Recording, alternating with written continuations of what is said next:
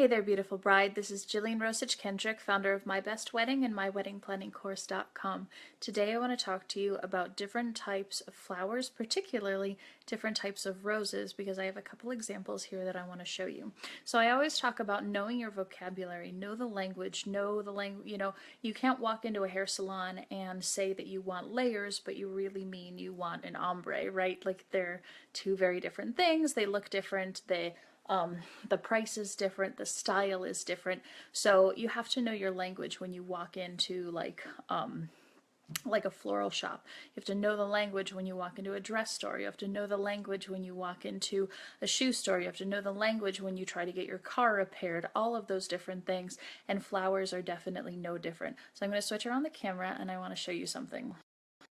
So today here I have an example of, actually I have a couple of flowers on my desk today. I love flowers. At my local grocery store, these are only, like this little bouquet is only like $4, so I always love to have some flowers, fresh flowers on my desk. But what I want to show you right now is really the difference between these two roses, right? This would be like your standard elegant rose that you would see anytime you go for like a bouquet or anything like that. And these little guys are what they actually call spray roses. So a normal rose will come like on one rose or one flower on its own stem, whereas spray roses, this little guy, all three of these are on their own stem. All three of them are on one stem as opposed to the one rose being on the one stem, right? That's a huge difference. And these roses are actually spray roses as well. And you can really see the size difference between the regular rose versus the spray rose.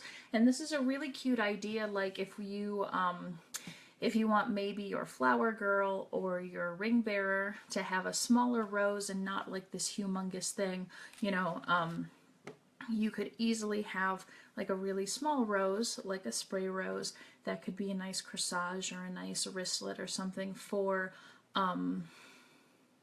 your ring bearer, rather than having a huge rose like that. But again, it's understanding the difference.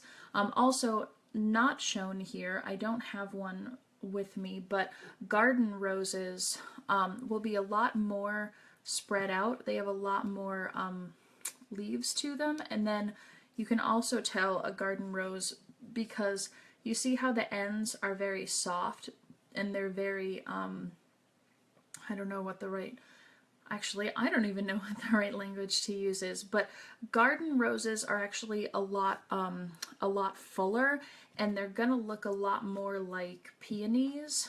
The ends of the petals are gonna kind of be cut, whereas these are very soft, very rounded, and you can really, you look at this and you know instantly it's a rose, right?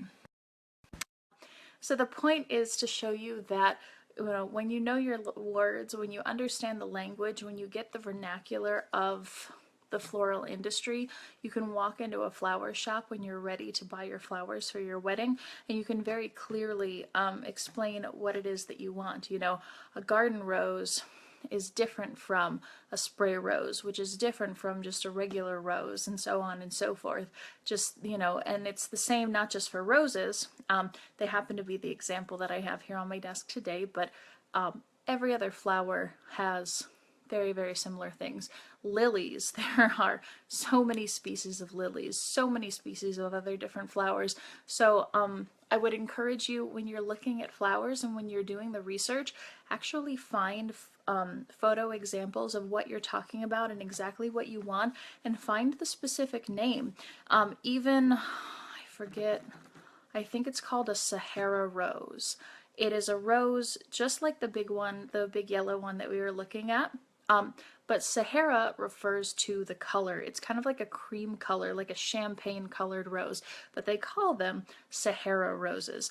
So I would encourage you that, if you really love something like that, you're particular about a hue of color, you like a different petal style, or whatever the case may be, look into that, research it, figure out what that is exactly and what it is that you want ultimately, right? Because it's your wedding, it's your dream, it's your day.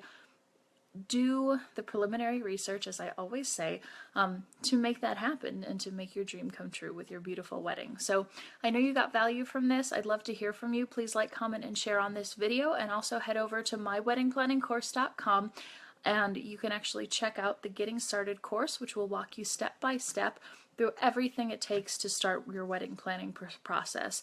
Also, I have the Getting Started quiz, which will help you with budgeting. So take care, and I'll see you soon.